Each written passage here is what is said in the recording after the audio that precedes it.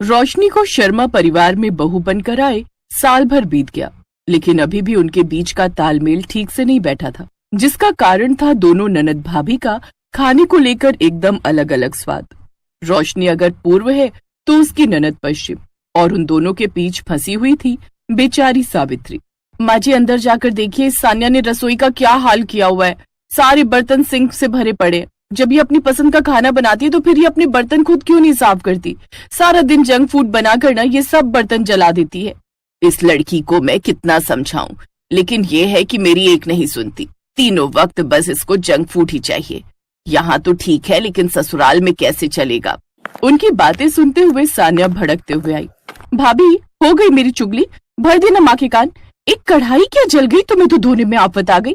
अरे आज मेरा पास्ता खाने का मन था तो तेल थोड़ा ज्यादा जल गया, जिसकी वजह से कढ़ाई जल गई। तो अब इसमें मेरी क्या गलती? अब कुछ अच्छा खाना है तो ये तो होगा ही। हाँ, तो मैं भी नहीं धोने वाली इतने बर्तन। सब्जी रोटी के खाने के अलग धोऊं और इन मैडम के जंक फूड के अलग। दोनों ननद भाभी अपने अपने कमरे में चली जाती हैं और सावित्री अपना माथा पकड़कर बैठ जाती है। मेरी तो नाक में दम कर रखा है इन्होंने। एक को ये खाना है तो दूसरी को वो। दोनों ही ननद भाभी खाने के मामले में एक दूसरे से अलग थी और दोनों में अक्सर इसी बात को लेकर बहस भी रहती थी। देखो सान्या, आज मैं डिनर में सबके लिए शाही पनीर और बटर रोटी बनाने जा रही हूँ। तुम खाओगी क्या?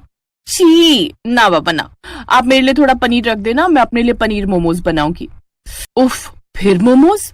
इतना मैदा खाओगी तो एक दिन अच्छी कीमत चुकानी पड़ेगी तुम्हें इस मैदे और जंक फूड की।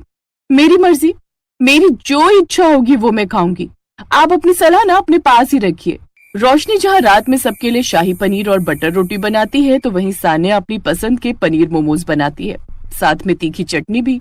लेकिन उन दोनों के इस तरह डबल डबल बनाने के कारण गैस ज्यादा इस्तेमाल होती, जिस कारण घर का सिलेंडर जल्दी जल्दी खत्म हो जाता। माँ जी देखिए ना, सिलेंडर खत्म हो गया है। खत्म हो गया? अभी तो महीना भर भी नहीं हुआ और खत्म हो गया। सावित्री दोनों के इस तरह अपनी अपनी पसंद के खाने से दुखी हो गई थी। एक रोज जब सावित्री खाने के टेबल पर बैठी तो वो देखती है कि टेबल पर एक तरफ तो सादा खाना जैसे दाल, चावल, हरी सब्जी और रोटी होती है, जबकि दूसरी तरफ जंक फूड वाला खाना जैसे पास्ता, नूडल्स ये सब रखे हुए होते हैं। ओफो, आज फिर से टेबल पर इतना सारा खाना। सान्या बेटी, रोशनी बहू, दोनों इधर आओ। सावित्री की आवाज सुनकर दोनों बाहर आती हैं। क्या है ये सब? क्यों तुम दोनों मुझे बर्बाद करने पर तुली हुई हो? क्यों माँ जी, ऐसा क्या हो गया? हाँ माँ, भला ऐसा क्या कर दिया हमने? ये मेरा घर है, कोई होटल नहीं जो तुम दोनों इतना खाना बर्बाद करती हो। माँ, ये तो वो खाना है जो हमें खाना है, इसमें बर्बाद कहाँ किया हमने? गिनकर 4 लोग रहते हैं हम इस घर में, लेकिन चारों मिलकर भी हम ये इतना सारा खाना खा पाएंगे क्या? तुम दोनों अलग अलग तरह का खाना क्यों बनाती हो? एक ही तरह का क्यों नहीं खा लेती? माँ जी माफ कीजिएगा, लेकिन मैं ये सारा दिन जंक फूड नहीं खा सकती। इससे मुझे तकलीफ होने लगती है और ना ही ये सब मुझे पसंद है। हाँ, तो मैं भी इंडियन खाना नहीं खा सकती। हर वक्त बस वही घास फूस खाओ, मुझे तो नहीं पसंद ये सब। आग लगे तुम दोनों की पसंद को। तुम दोनों की पसंद के चक्कर में ना एक दिन मुझे लगता है मैं सड़क पर आ जाऊंगी। अलग अलग तरह का खाना बनाओगी, फिर जो बच जाएगा उसे फेंक दोगी। अरे मेरा रजत कैसे सारा दिन मेहनत करके कमाता है, लेकिन तुम दोनों को तो उसकी कोई कदर ही नहीं है।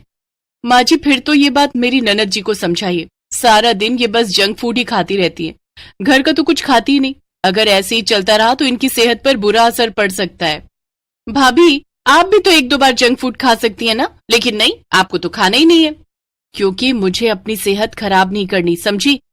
दोनों ननद भाभी का खाने को लेकर फिर झगड़ा शुरू हो जाता है और सावित्री अपना माथा पकड़कर बैठ जाती है।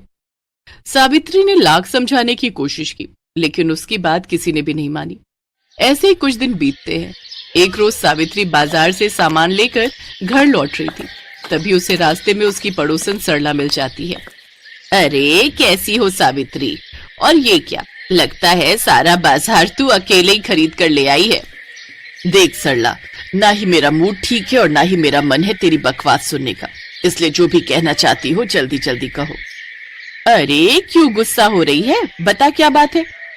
अरे एक थैले में बहू की पसंद की साग सब्जियां हैं, तो दूसरे में बेटी की पसंद के मैगी, नूडल्स, पास्ता, ये सब। मतलब?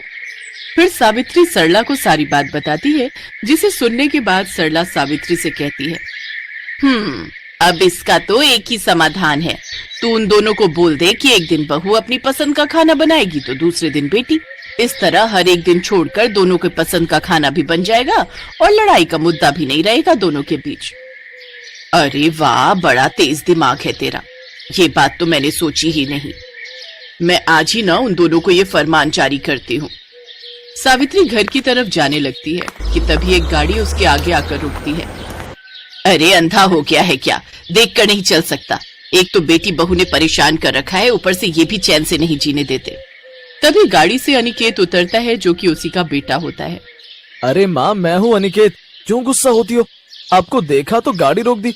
आज ऑफिस में काम जल्दी खत्म हो गया, इसीलिए घर आ गया कि तभी आप पर नजर गई। चलो आओ बैठो। अच्छा हुआ जो तू आ गया, वैसे भी इतना सारा सामान ढोकर और पैदल चलकर तो मेरी सांस ही फूल गई थी। सावित्री घर आकर सरला की बताई हुई बात उन दोनों से कहती है। आज से एक दिन भारतीय खाना यानी कि बहू की पसंद का खाना बनेगा और एक दिन सान्या की पसंद का यानी जंक फूड। लेकिन वो दोनों ही ये बात मानने से भी इनकार कर देती हैं। ऐसे ही समय बीतता है। कुछ दिन बाद अनिकेत का बर्थडे होता है, इसलिए शाम को वो सबको डिनर करवाने बाहर ही ले जाता है, जहां रेस्टोरेंट में बैठकर भी दोनों ननद भाभी अपनी अपनी पसंद का खाना मंगवाने पर अड़ जाती हैं। खाना तो सबके लिए देसी और सादा ही आएगा, शाही पनीर, दाल मखनी और तंदूरी रोटी। हाँ, ऐसे कैसे? मेरे भैया का बर्थडे है इसलिए मेरी पसंद का खाना आएगा, इसलिए सब कॉन्टिनेंटल और चाइनीज फूड ही आएगा। ये दोनों फिर खाने को लेकर शुरू हो गई। फिर परेशान होकर अनिकेत कहता है, अच्छा बाबा, तुम दोनों अपनी पसंद का खाना मंगवा लो, बस खुश।